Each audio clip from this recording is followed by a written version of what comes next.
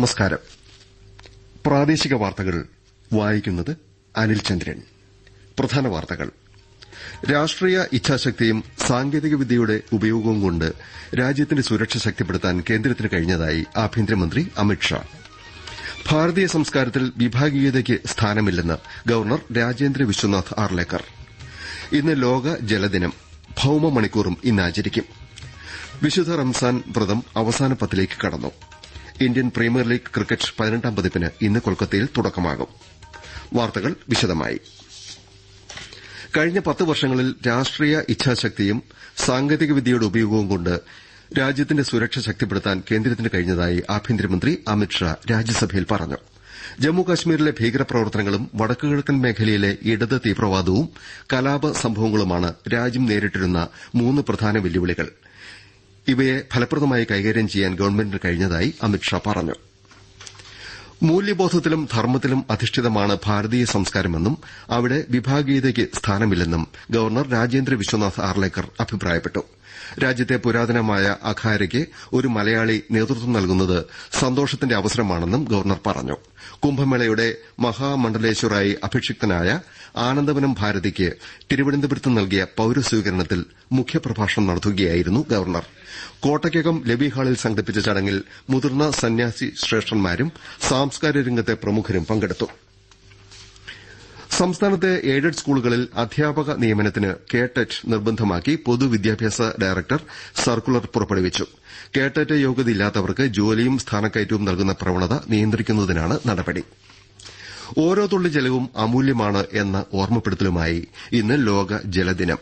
ജലവിനിയോഗം സൂക്ഷ്മതയോടെയാകണമെന്ന സന്ദേശമാണ് ഈ ദിനം നൽകുന്നത്. ന്യൂസ് ഡെസ്കിൽ നിന്ന് കൂടുതൽ വിവരങ്ങൾ.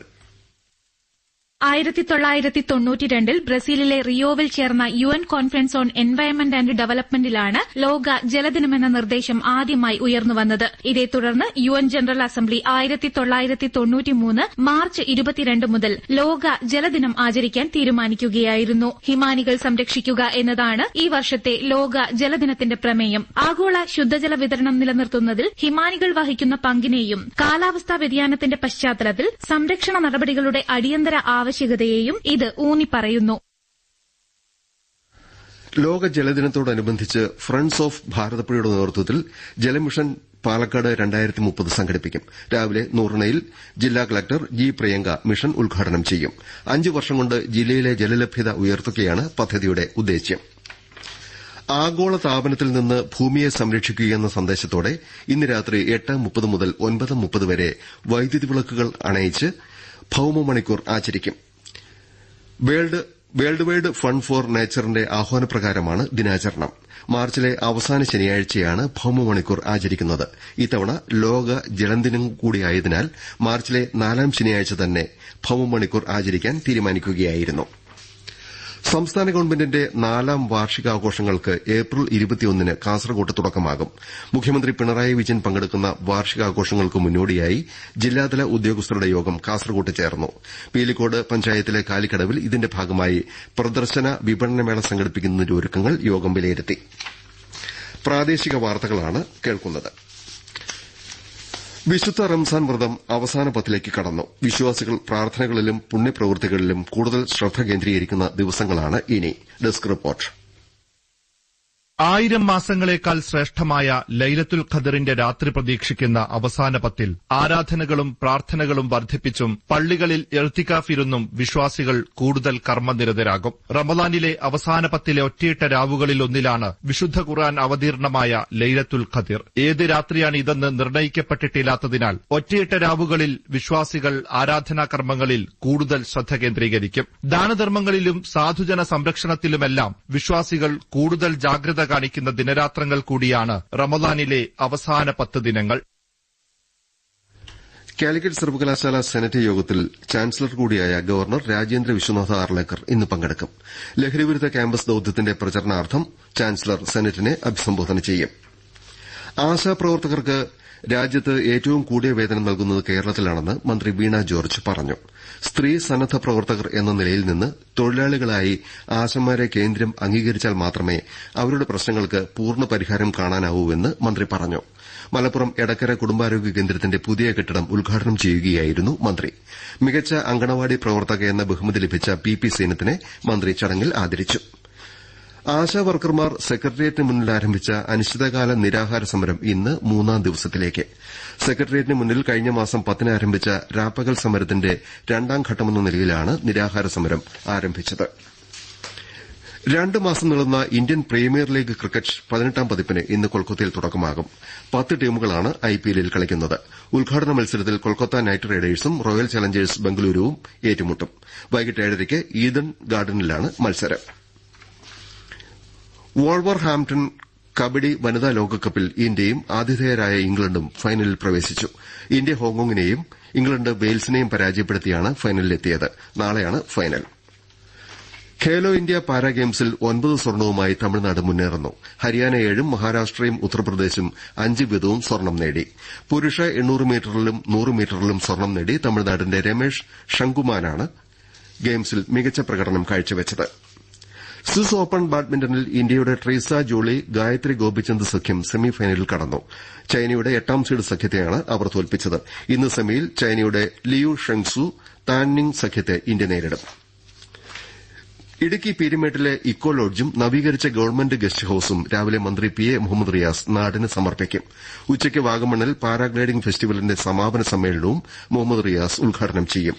വാഗമൺ ഇന്റർനാഷണൽ പാരാഗ്ലൈഡിംഗ് കപ്പ് ജേതാക്കൾക്ക് മന്ത്രി സമ്മാനങ്ങൾ വിതരണം ചെയ്യും. ജില്ലയിലെ വിനോദസഞ്ചാര കേന്ദ്രങ്ങളിൽ സഞ്ചാരികളെ ആകർഷിക്കാൻ നടപ്പാക്കിയ installation of photo frames at 7 locations പദ്ധതിയും മന്ത്രി ഉദ്ഘാടനം ചെയ്യും. ഗവൺമെന്റ് മുൻകൈയെടുത്ത് മത്സ്യമാർക്കറ്റുകൾ നിർമ്മിക്കുന്നതും നവീകരിക്കുന്നതും ഉപഭോക്താക്കൾക്കും മത്സ്യത്തൊഴിലാളികൾക്കും ഒരേപോലെ ഗുണകരമാണെന്ന് മന്ത്രി സജി ചെറിയാൻ പറഞ്ഞു. വാണിജ്യ വ്യാപാര രംഗത്തെ കുതിച്ചുചാട്ടത്തിന് ഇത് വഴിയൊരുക്കും. തിരുവനന്തപുരം പഴയ കുന്നുമ്മൽ മത്സ്യമാർക്കറ്റിന്റെ നവീകരണ പ്രവൃത്തി ഉദ്ഘാടനം ചെയ്യുകയായിരുന്നു മന്ത്രി. കാസർകോട് ജില്ലയിലെ ഭിന്നശേഷിക്കാർക്ക് സഹായ ഉപകരണങ്ങളും ആനുകൂല്യങ്ങളും മന്ത്രി ഡോക്ടർ ആർ ബിന്ദു ഇന്ന് വിതരണം ചെയ്യും. നവീകരിച്ച ജില്ലാ സാമൂഹ്യനീതി ഓഫീസും മന്ത്രി ഉദ്ഘാടനം ചെയ്യും. സംസ്ഥാനത്തെ ആദ്യ ഹരിത റെയിൽവേ സ്റ്റേഷനായി കണ്ണൂർ കണ്ണപുരം റെയിൽവേ സ്റ്റേഷനെ ഇന്ന് പ്രഖ്യാപിക്കും. വൈകിട്ട് ജില്ലാ കളക്ടർ അരുൺ കെ വിജയൻ ഇതിന്റെ ഔദ്യോഗിക പ്രഖ്യാപനം നടത്തും. റെയിൽവേ സ്റ്റേഷൻ ശുചിത്വപൂർണ്ണമായി സൂക്ഷിക്കുന്നതിനും മാലിന്യ സംസ്കരണ സംവിധാനങ്ങൾ ഒരുക്കുന്നതിനും മാതൃകാപരമായ പ്രവർത്തനങ്ങളാണ് സ്വീകരിച്ചിരിക്കുന്നത്. കോഴിക്കോട് കോവൂരിൽ 58 ഗ്രാം എംഡിഎംഎയുമായി ഒരാൾ എക്സൈസിന്റെ പിടിയിലായി. താമരശ്ശേരി സ്വദേശി മിർഷാദിനെയാണ് കസ്റ്റഡിയിലെടുത്തത്. പന്തീരാങ്കാവ് കൊടൽനടൽക്കാവിൽ നിന്ന് മറ്റൊരാളെ എംഡിഎംഎയും എക്സ്റ്റസി ടാബ്ലറ്റുമായും പിടികൂടി. ഇയാളിൽ നിന്ന് 3.5 ഗ്രാമിലേറെ എംഡിഎംഎയും 6.5 ഗ്രാമിലേറെ എക്സ്റ്റസി ടാബ്ലറ്റും കണ്ടെത്തി. ടാക്സ് കൺസൾട്ടന്റായി പ്രവർത്തിച്ചുവരുന്ന പന്തീരങ്കാവ് സ്വദേശി സുജിൻ രാജാണ് ഡാൻസ് ഓഫിന്റെയും പോലീസിന്റെയും പിടിയിലായത്. കോഴിക്കോട് സിറ്റിയിൽ ഇന്നലെ മയക്കുമരുന്ന് വിൽപ്പനക്കാരായ 4 പേരെയും കഞ്ചാവ് ഉപയോഗിച്ച 32 പേരെയും കസ്റ്റഡിയിലെടുത്തു. കോഴിക്കോട് കാരപ്പറമ്പിൽ നിന്ന് 2 കിലോയോളം കഞ്ചാവ് പിടികൂടി. കാരപ്പറമ്പ് സ്വദേശി അമലിൽ നിന്നാണ് എക്സൈസ് സർക്കിൾ ടീം കഞ്ചാവ് പിടികൂടിയത്.